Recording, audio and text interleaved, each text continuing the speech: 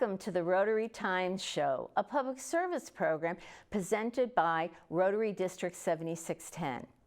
In our program, we discuss with Rotarians and community leaders how Rotary International builds partnerships to support local, national, and world community development.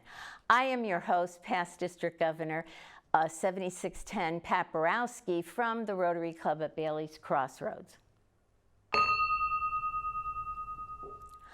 On today's show, we will have a discussion about the Rotary International Foundation and its contributions to making a positive difference in the world by doing good. Joining me remotely, and we are excited about this, is past president of Rotary International and current chair of the Rotary Foundation, Barry Rassin. Welcome, Barry. Thank you so much for being involved in our program today. Thank you, Pat. It's really great to be with you. I appreciate you giving me the time and to talk about the Rotary Foundation. Such an important organization that we need to know more about. Yes, absolutely. And number one, we do like to know a little bit about our speakers. So if you would give us, kind of what's your professional background and how you got to Rotary. Well, I have a master's degree, an MBA, and a concentration in hospital and healthcare management.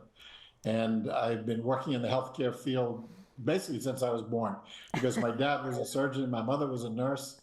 I grew up going to their office because they worked long hours.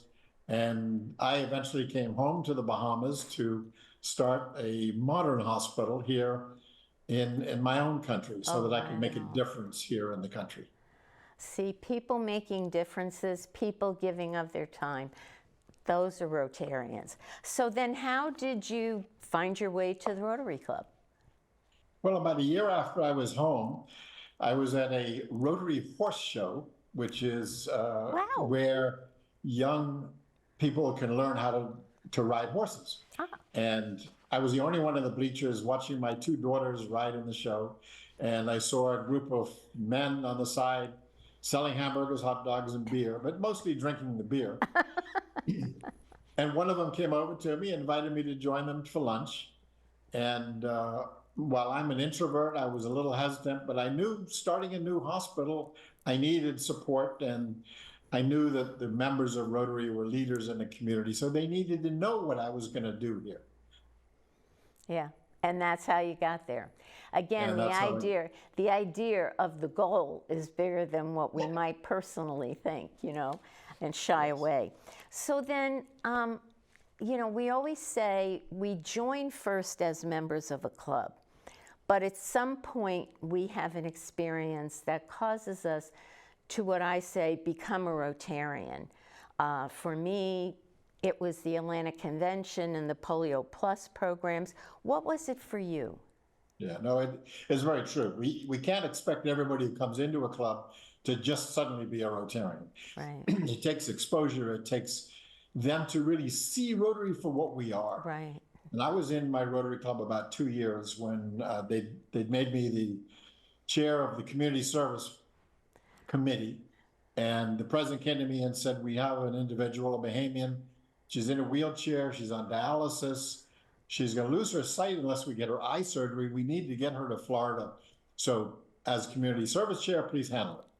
So I asked, what's the budget? Wow. Said there is no budget, just get it done. Okay. So not having a clue where to start, I picked up the Rotary directory, which now is online, but back then was a hard copy. I looked up a club near the hospital I knew she had to go to, and I called her Rotarian. The Rotarian immediately said, sure, we can help you, and gave me the number of somebody at the hospital who was in Rotary. I called them. They said, no problem. We can accommodate you, and we'll give the service for free. I said, well, I need a doctor. Would you arrange it? No, I'll give you a number for another Rotarian in another club. I called him. He gave me his services. He then gave me the number of a hotelier who was in Rotary. I called him. He gave me hotel rooms. I then called my local airline, said, I need to get this person and her sister to Florida. They said, no problem, we'll give it to you for free. Within 24 hours, she had her eye surgery. Mm-hmm. And that's when it dawned on me. The organization that we have is absolutely incredible, because we have 1.4 million people who will help you with simply a phone call. Correct. And that makes us very special. And that's a beautiful illustration that everybody can, I mean, see in their mind and understand the value that that brings. And that, as you point out, Barry, happens every day, which is a wonderful segue to say, what was it that stirred you to become a national, international leader in Rotary and ultimately the president? You know, I really never had plans to get to that level. All I wanted to do was to do good for my club and my community and any way I could. And I kind of quickly got into being district, after being president in '87, then I became district governor in '91. And then the district put me as district trainer. I did that for about 10 years, and it was only because Wow. past President Rick King actually came and he was the president's rep. He saw me in action, and he is the first one to get me on the international stage by inviting me to be an international trainer. Sure. And that's really where it all started. Wow, that's so great. And you know, I think, and this is my perception, one of the things that you have done so well as the president of Rotary International is have people understand we thrive when we make change. And I think your position of, well, I'm going back to my country and I'm going to start a modern hospital is kind of along that road. So what would you say was your biggest contribution as president? Oh, wow. You know, I truly believe that it's all about the board of directors. It's those 19 people who make the decisions and make changes. So I don't take personal credit, Sure. but we did a number of things. And one of the big ones was taking a new act to our council on legislation to change the rules for Rotaract so that Rotaractors could become members of Rotary International, just like Rotarians. And for those who aren't aware, Rotaractors are young members. They're the 18 to 30-year-olds. And they have a different drive. They have a different thinking. This new generation, we've really got to work closely with them so that we can make sure they continue in Rotary, because we need their thinking in our Rotary clubs. Yeah, absolutely. I mean, if we're not contemporary with what is going on in the manner in which we perform, irrespective of our desire, you know, to do good in the world, I mean, then you do become a sideline for something. So after the president, you weren't finished, and now you're as chair of the Rotary Foundation. Can you help people understand, number one, what is the Rotary Foundation and the uniqueness and size of the program? I don't think people, even Rotarians, do not appreciate it. Yeah, that's true. First we have to appreciate that Rotary is one. And within that one, we have a board of Rotary International and we have a board of the Rotary Foundation. Right. But it's still one organization. The Right. foundation is the heart and soul of Rotary. Right. That's where we do our service around the world. We have global grant programs where we will give out some $150 million a year to help clubs do good in the world. It's where we raise funds, and we have big goals this year. We set a goal of $500 million, not because of the money, not because we needed to raise money for the sake of it, because the more we have, the more we get in donations, the more we can give to grants around the world and make people's lives better. And that's what it's all about. Over the last 5 years, we've impacted 600 million people. Right. That's the size and that's the impact that this organization has. That's why I get excited. I'm passionate about it, because we are changing lives every single day, and every Rotarian needs to be a major part of it. Yes, and I think the other thing that is really important about the Rotary Foundation is that we do it in a very deliberate and disciplined and responsible manner. So it's not like, oh, hey, I've got an idea, here's money, go away, you know, and that's it. I mean, the fact that we require the project to be sustainable. And why don't you talk about the reporting just very, very briefly, because I want to get on some of the substance of the projects. And it really is important that members appreciate that you've got to do a needs assessment. You've got to have a sustainable program. And sustainable means we just don't give somebody equipment. We give equipment and then we train everybody to make sure it gets used properly. So those are very important. Stewardship is critical to what we do. That's a big part of what the trustees spend their time making sure that we are properly stewarding every dollar that we get. We have a fantastic cadre that oversees how we spend the money in the field. So they will audit grants and they will go to different countries to make sure that what they say is happening is happening. And we have to remember that the reporting process is critical, because the reports is how we know that the job got done and got done well. So the cadre will do those kind of audits and come back to us. And if there's any problem, then the trustees stewardship committee gets involved with those specific grants or those specific districts around the world. That is extremely important to us. Right, and the other issue too is that Rotarians don't benefit from this.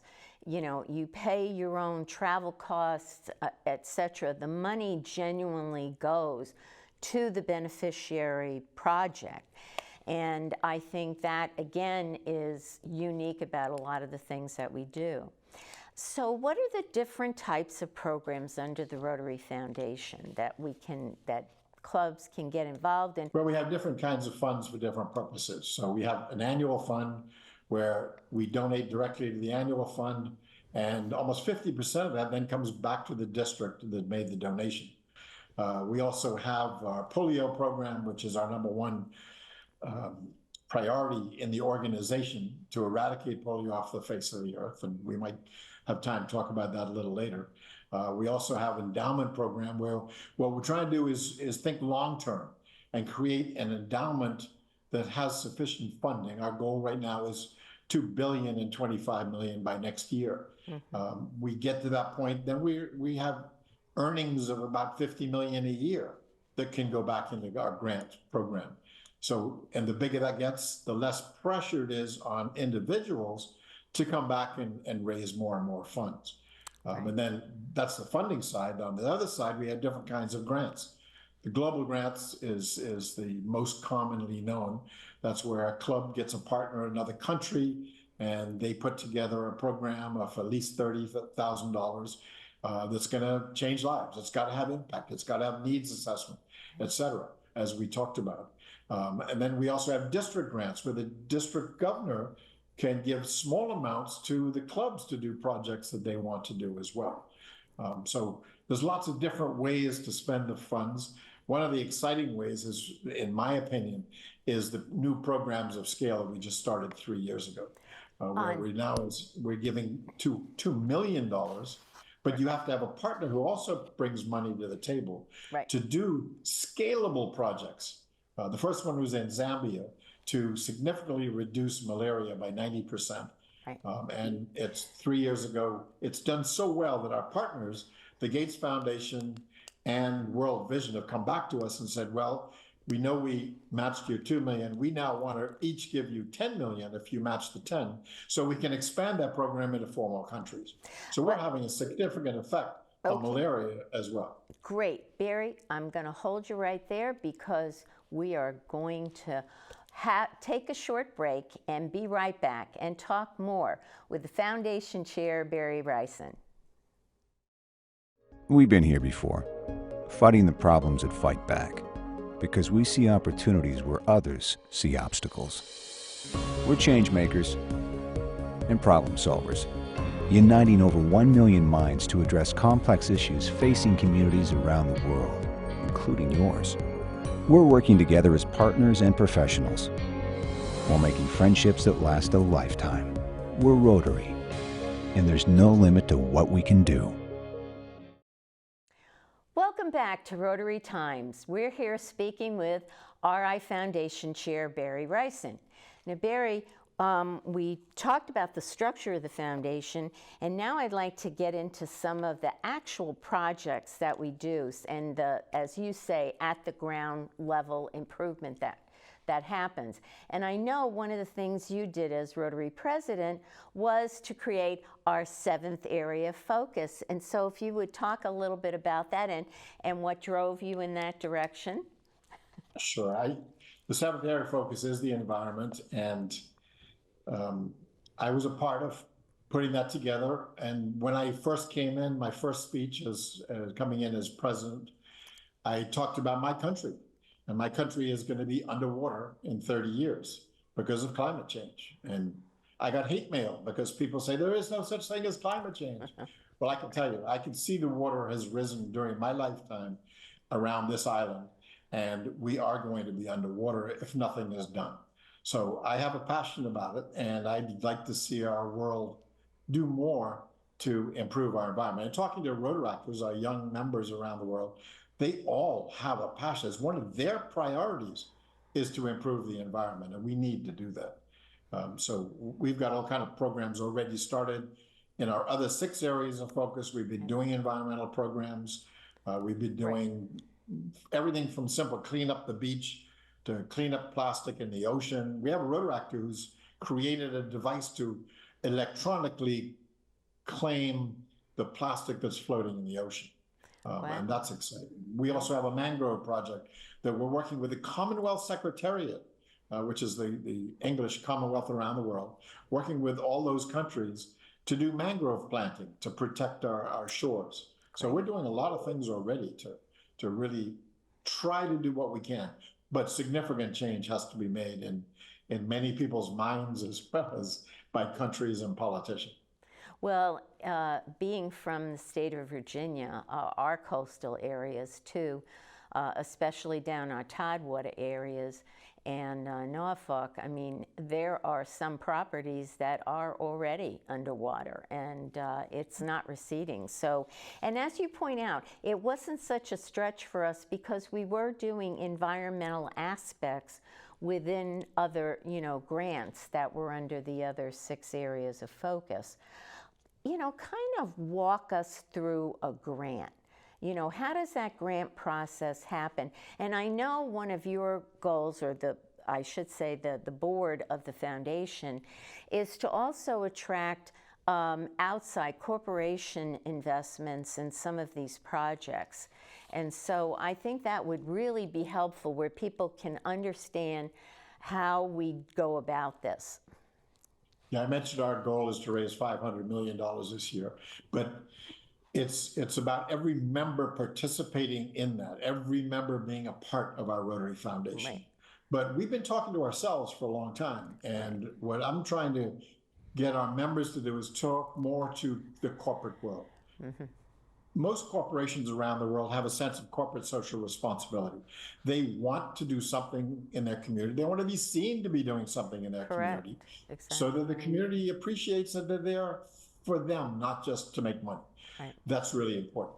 So we need to be talking more to the corporate world. And when we talk to the corporate world, our messaging needs to be a little different. We need to be talking about our causes, which is those 7 areas of focus, which really can cover any passion that any CEO might have, whether it's education or it's peace or it's community development, whatever they want to do, we can help them with. And we need that message to get to our corporate world. That's really critical so we can expand our ability to reach more people to understand the Rotary Foundation. Right, and going back to the example you gave when we were talking about sustainability, and the malaria project, where you're talking about, okay, we did 2 million this year and look at how much impact we had, and we're sustaining that, and now we can do a second wave, if you will, step 2, et cetera, so that people can really organize their global grants at starting, expanding. I know for us in our district, we have the Strategic Water Alliance, and we started out with a Zambian water well project, and that led to, bringing water into the community, and then the schools. Now we have irrigation, and teaching them how to make the parts and everything else. So it is a full, if you will, ecosystem that we attempt to present. Truly, it's transformation of what we're doing, especially in the water sector. In Haiti, for instance, the district has put together a program to bring fresh water to every citizen in the country. Today, only 30% have easy access to fresh water. Right. So we know it's a 20, 25-year program, but that's okay. Start one step at a time. We are in 5 communities already, and we're making a big difference. Once they have water, then the children can go get an education. Once that happens, then the mother can start being an entrepreneur, sell things and support her family. So just by having water, we create a bigger impact for the entire community. And that's how we have to look at it. You do things for the environment, it's very impactful. And it's spoken a lot about the fact that women are the ones who are the most disenfranchised because of environmental factors. Right. And one of the programs of Rotary is to empower women and to make sure our young girls get education in all parts of the world. So that's an important function of what we do as well.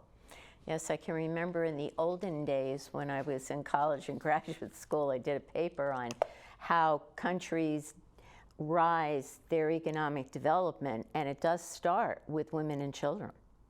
And if you do that, then women have time to do other things, and the economy lifts and grows. So now, you mentioned it before, but let's talk a little more about Rotaract and the future that brings to Rotary.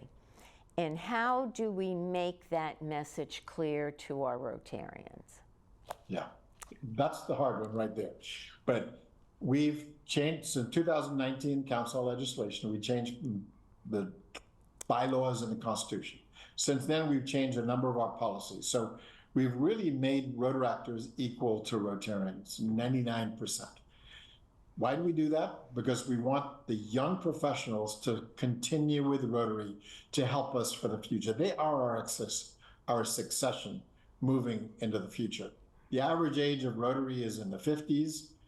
It's okay, because we have spent a career where we have experience, we have knowledge, we have an ability to do good things, and that's a good thing. But we still need to encourage the young members to join us. This new generation thinks differently than we do, and we need to be more relevant to them and what they want. And that's the challenge. While we've changed all the policies, reality is we now have to change our culture. And our culture, when we look at it, needs to change not only for the young professionals, but to make sure that we are relevant to today's world. Today's world is different than when we started. Absolutely. 118 years ago. Right. We need to be relevant. And that means every club should just sit down amongst themselves and say, what could we do different to be a better club, to be more open to representing our community, which is what we've always said, whether it's age, it's gender, whatever. We need to represent our communities in all aspects, and that makes us better clubs. Yeah, if we don't reflect our community, then how can we really be a relevant part of that community? And I think the other thing, and we talked about this before, I don't think that traditional Rotarians appreciate that the change we have to go through is not just for young people. It really is reflected in people who are older but not Rotarians. So what may have seemed, hey, this is the thing to do, people are not necessarily looking for it in the same way.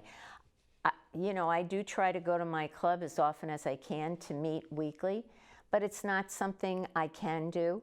And there's other people who say, I don't need to go to a breakfast. I'll be there for the service projects. I'll be there for the fellowship programs.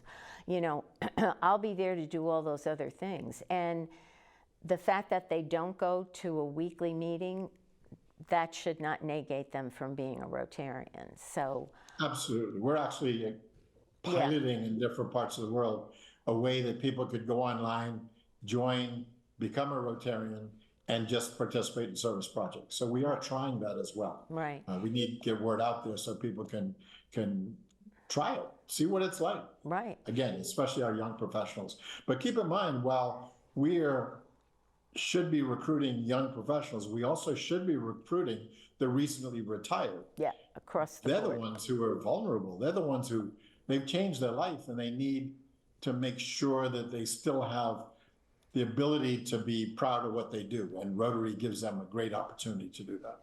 Well, and the key thing is looking for people who give of their time, who are engaged in service areas. These are people that will understand the ethos. Well, as we close, because we've only got a couple of seconds, what's your best instruction to us? Understand what the Rotary Foundation is all about. Go see a project in some other part of the world. Meet one of those 11-year-old children whose lives we've changed. And note that when they see your Rotary pin, they smile, because they know somebody who wore that pin changed their life. Thank you We all need to get out there. Thank you so much, Chairman Rassin. For the Rotary Times program, I am your host, past District Governor Pat Borowski from the Bailey's Crossroads Club in Virginia. You are welcome to join us at a Rotary Club in your area for breakfast, lunch, dinner, or a service project. You can find a club near you by looking us up on the internet. Many clubs are hosting in-person meetings, virtual meetings, or some form of hybrid. You only need to look us up to find the details. Remember, our time is your time, and together it is time well spent. Please join us for our next program as we continue celebrating Rotary's 118 years of service above self by doing good in the world.